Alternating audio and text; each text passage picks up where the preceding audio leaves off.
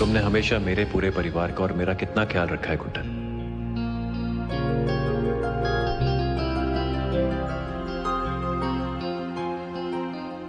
जिंदल साहब, I am pregnant. अब ख्याल रखने की बारी मेरी है गुड्डन। किसी चीज की कमी नहीं होने दूंगा मैं तुम्हें कभी। किसी चीज की कमी नहीं होने दूंगा तुम्हें मैं।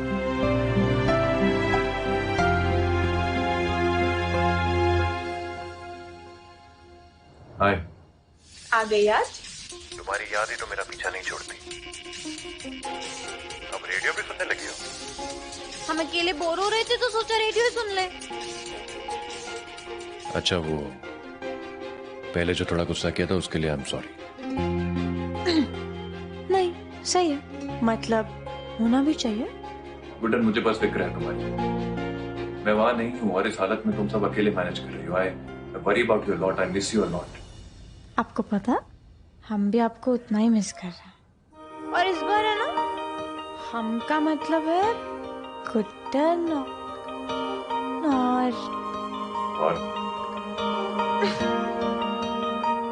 और हमारा बच्चा।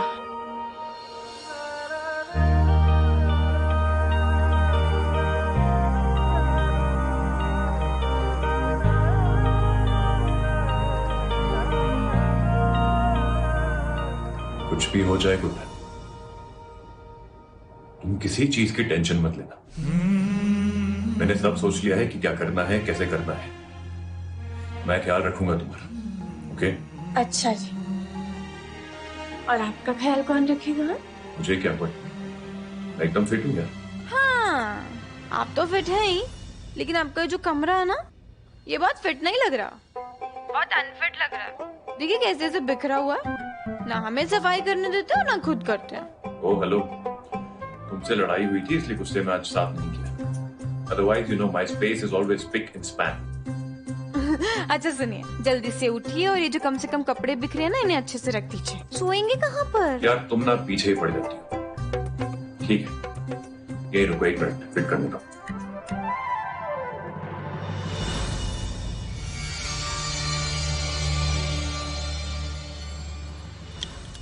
वो क्या है? वो क्या था जिंदल साहब? क्या? हमने अभी अभी देखा, वो किसी लड़की का कपड़ा था ना? हाँ? आप हमें सच सच बताइए वो क्या था?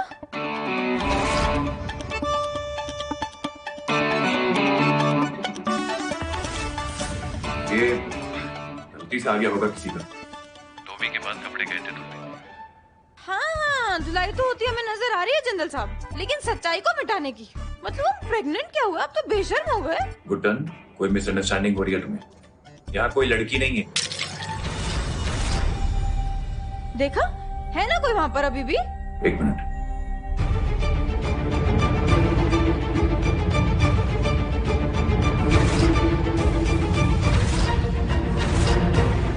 शायद हवा से गिर गया होगा। गुड्डन,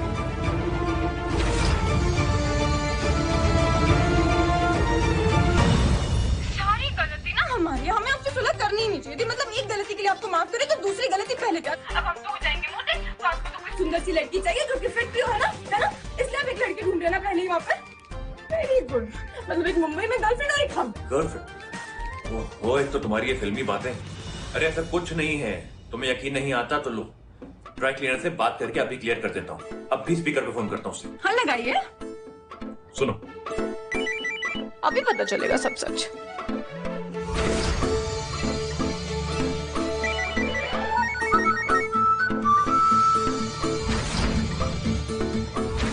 हाँ नहीं, मैं फिर से आप कुछ ना कुछ गड़बड़ कर रहे हैं ना जिंदल साहब? गड़बड़ नहीं कर रहा हूँ, मैं दोबारा ट्राई करता हूँ ना। एक मिनट तुम भी ना। अच्छा सुनिए हमारी बात, तो मतलब कितना कितना घबराएंगे? हाँ बाप रे, आपके चेहरे की हवाइयाँ कैसे उड़ गई थी जिंदल साहब? हंस रही हूँ? हम जानते हैं कि धोबी ने कुछ गलती कर दी होगी, कोई बात नहीं। अब जब आएगा ना तो लौटा दीजिए उसे कपड़े। थैंक गॉड, मुझे लगा तुम। चलो, कम से कम तुम समझ तो गई। हाँ तो हमें आप पर कोई शक नहीं है और ना ही कभी होगा। अच्छा हुआ उस अक्षत ने मुझे नहीं देखा, वरना पकड़ा जाता। फोन करके इंफॉर्मेशन सरस्वती मैडम तक पहुंचा देता।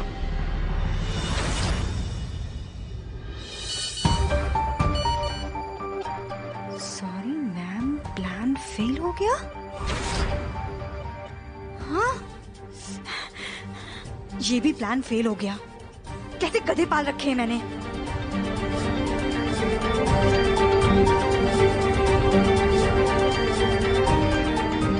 एजे के घर पे जो आदमी गया है वो किसी काम का नहीं है। कैसे बंदे पाले हैं तुमने?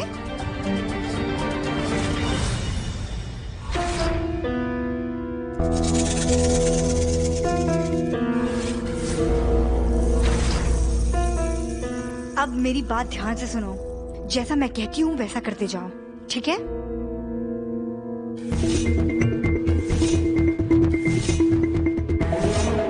आ गई बात समझ में? हाँ जी मैडम। काम पे लग जाओ।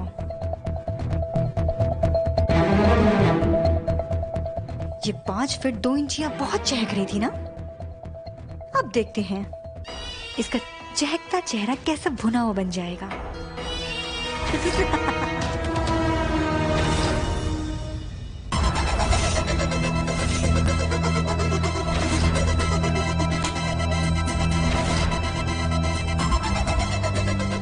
क्या हुआ गुड्डन?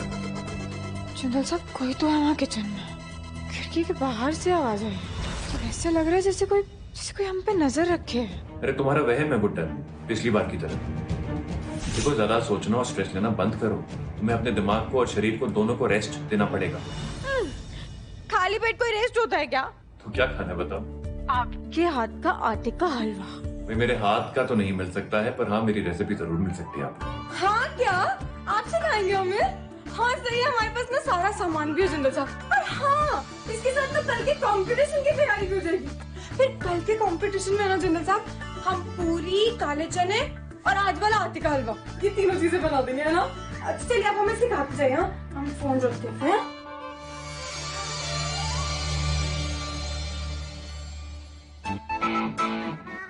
और पानी, है ना? गुड्डन, रेसिपी देने से मतलब कि हम बाद में आराम से बना सकते हैं। अभी इतना लोड क्यों ले रही हो? पहले फ्रूट्स खा लो। और दवाई ली है तुमने या नहीं? अभी नहीं लेनी है ना चंदल साहब, 1 घंटे बाद लेंगे। तब तक हम हलवा तो खा ही सकते हैं ना। पता भी है कौन सी लेनी है? आप क्या बच्चा समझते हैं क्या हमें? ट्रस्ट नहीं है ना आपको हम पर? ट्रस्ट रखे मैडम, आपके ऑर्डर पूरे फॉलो किए हैं मैंने, और इस बार तो डबल काम किया है मैंने। गैस का पाइप काट दिया है और डॉक्टर ने जो दवाई दी थी उसकी जगह एक्सपायर्ड दवा रख दी है। इस बार गुड्डन नहीं बचेगी। Very good. ये दवाई खानी है और वो भी पूरे 1 घंटे के बाद। ये दवाई दो। गुड्डन, फोन क्यों कट गया? अच्छा, जो हमारा फोन डिस्चार्ज हो गया और फोन कट गया। पल भर में इमोशनल करके रुला देते हैं और पल भर में इमोशंस चेंज करके गुस्सा भी दिला देते हैं। अरे हम गुड्डन है भाई, इतनी बड़ी हीरोइन है और मुंबई रह कर आए हैं, अकेले सारा काम संभाल कर आए हैं। इनको तो ऐसा लगता है हम अभी छोटे बच्चे कटी पतंग समझते हैं ना हमें। सब कर सकते हैं हम अकेले से। ये गुड्डन का फोन क्यों स्विच ऑफ आ रहा है? मजाक बना रखा है इस लड़की ने। अगर वो दवाई खा ली तो फोन चार्ज पर लगा देते हैं और फिर देख लेंगे बाद में।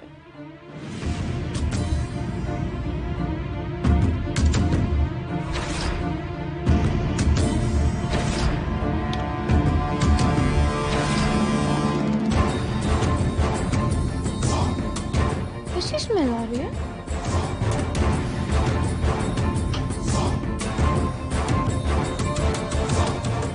पता नहीं क्या हो रहा है। पहले दवाई ले लेते हैं, कहीं फिर से चक्कर ना आ जाए।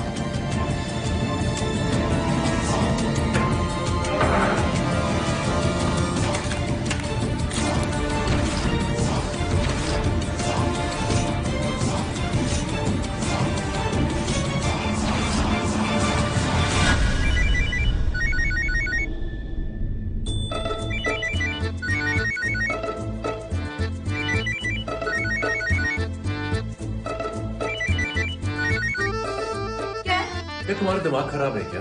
हा? पूरी की पूरी पागल हो गई हो तुम, पता है तुम्हें? जिंदल साहब, अब हम आपको नहीं मतलब प्रॉब्लम क्या है आपकी? यहाँ मेरी प्रॉब्लम? जब देखो गुस्सा होते रहते, जब देखो गुस्सा होते रहते। नहीं बट तुम मतलब जब पास होते हैं तब तो इतनी हिम्मत नहीं होती आपकी इतना कुछ बोलने की। आप फोन पे बड़े शेर के जैसे मन चाहे दहाड़ते जा रहे हैं। मैं बोला क्या था हमने आपको? एक छोटी सी रिक्वेस्ट की थी ना कि हमारी कल के कंपटीशन के लिए तैयारी करवा दीजिए। और नहीं, आपको तो सिर्फ चिल्लाना और सिर्फ चिल्लाना। खाना मत बनाओ, सफाई मत करो, स्क्रिप्ट रिहर्सल भी मत करो, ये भी मत करो, वो भी मत करो। तो गुड्डन काम डाउन। तो करें तो क्या करें? हाँ, ऐसे हाथ पे हाथ रखकर चौकड़ी मारकर संन्यास ले ले हम।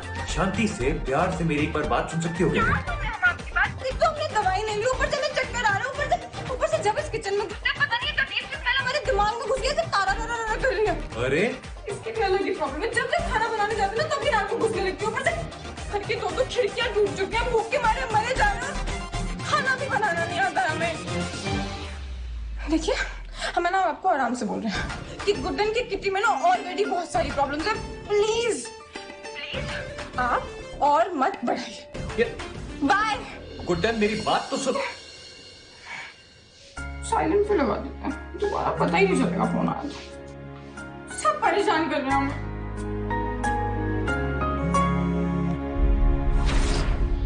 चंद्र साहब कोई तो है हमारे किचन में, खिड़की के बाहर से आवाज आई है। एक तो हमने दवाई नहीं ली, ऊपर से मैं चक्कर आ रहा हूँ, ऊपर से जब इस किचन में घुसते पता नहीं अजीब सी स्मेल हमारे दिमाग में घुस गया, ऐसे तारा तारा कर रही है। वो मेडिसिन एक्सपायर्ड थी।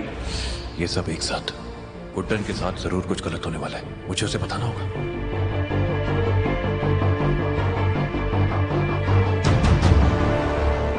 Guddan please pick up the phone. अब बना कर दिखाएंगे। Guddan pick up the phone. नहीं तो इनके किसी मैसेज का जवाब देंगे और ना ही आपकी कोई कॉल उठाएंगे। देखते कैसे गुस्सा करेंगे।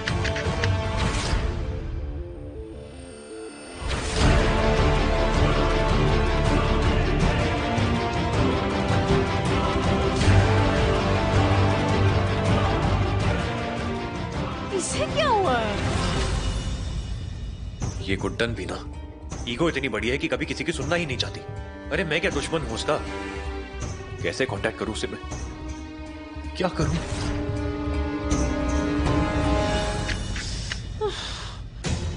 हमारी किस्मत के जैसे है ना, इस तीली का भी स्पार्क खत्म हो गया।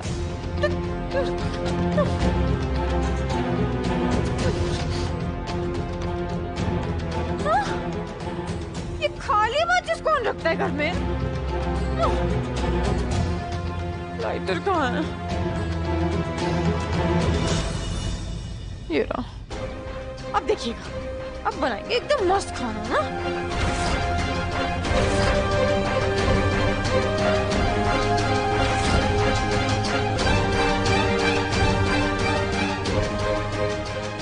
नमस्कार लिसनर, आज के हमारे शो डायरेक्ट दिल से में एक खास फरमाइश सीधा इंडिया के हार्टलैंड इंदौर से। फरमाइश करने वाले अक्षत जिंदल एक जाने माने बिजनेसमैन और शेफ हैं, जिनकी बेहतरीन खाना खिलाने की आदत के चलते देश भर में उनके रेस्टोरेंट्स हैं और उनकी ये फरमाइश है उनकी सुपरस्टार वाइफ गुड्डन जिंदल के लिए। गुड्डन जी आप जहाँ भी हैं प्लीज अक्षत जी का फोन उठाइए, वो आपको बहुत बहुत मिस कर रहे हैं। तब तक ये रोमांटिक गाना आप दोनों और हमारे बाकी लिसनर्स के लिए। Enjoy. Guddan answer the phone please. अरे 20 मिस्ड कॉल्स। क्या है? Guddan are you okay? तुम्हें कुछ हुआ तो नहीं ना? हमें क्या होना है जिंदल साहब? तो मेरा फोन क्यों नहीं उठा रही थी तुम? ठीक है ना, हम इतना क्या पैनिक करते जा रहे हैं? अभी एफएम पे मैसेज सुना हमने आपका। वो सब बात में, तुम अभी किचन में जाओ और गैस का रेगुलेटर ऑफ करो right now please. Regulator of करो? हम खाना कैसे बनाएंगे जिंदल साहब? This is not a joke. जैसा कहा है वैसा करो, गैस का रेगुलेटर ऑफ करो राइट नाउ गो। अच्छा रुकिए, कर रहे हैं। रिलैक्स।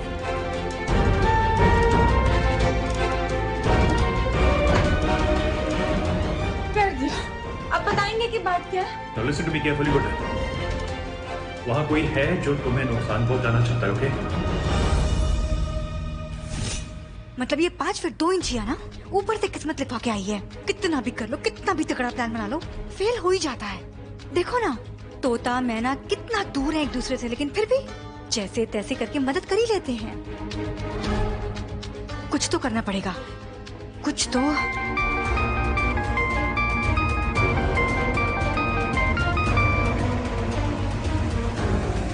हाँ असली सासू माँ, कैसी हैं आप? कौन से बिल में दुबक के बैठी हो तुम सरोया बेबी? हमने एड़ी चोटी का जोर लगा दिया है, पर तुम्हारा फोन नहीं लगा पाए हम। कुछ काम था? सवाल हम पूछेंगे, किससे बात कर रही थी? सासू माँ, मेरी वो पुरानी दोस्त का फोन आया था।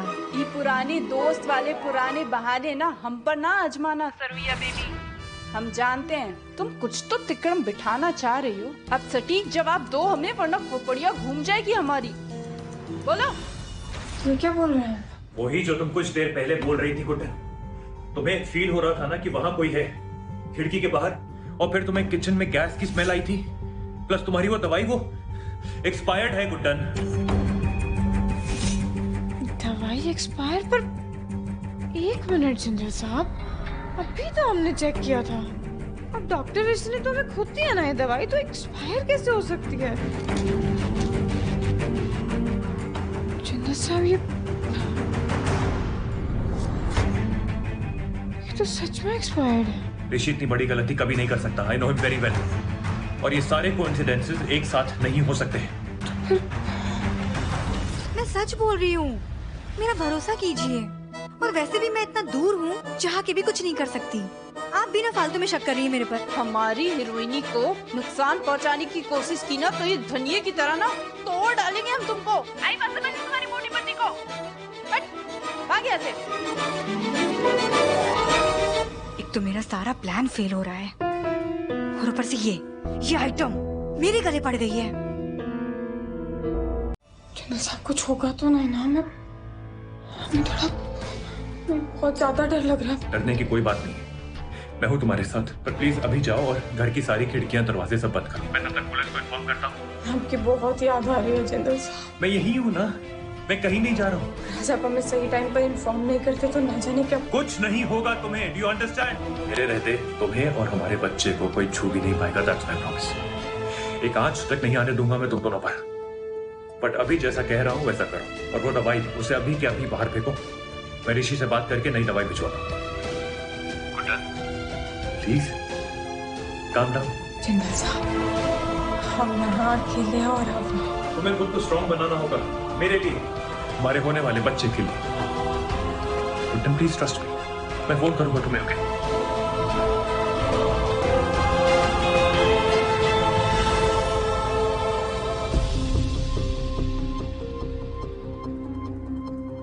वहां कोई है जो तुम्हें नुकसान पहुंचाना चाहता है। ओके? तुम्हें फील हो रहा था ना कि वहां कोई है खिड़की के बाहर।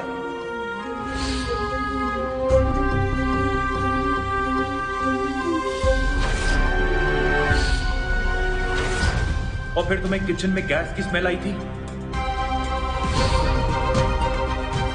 प्लस तुम्हारी वो दवाई वो एक्सपायर्ड है गुड्डन।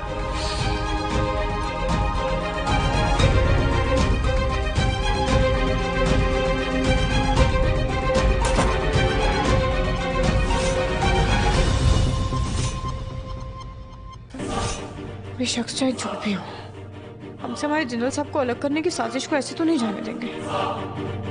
इसे कल के कल पकड़कर पूरा का पूरा मैटर यहीं एंड कर देंगे। पता नहीं क्यों कोई बहुत बड़ी साजिश की जा रही है हमारे और जिंदल साहब के साथ।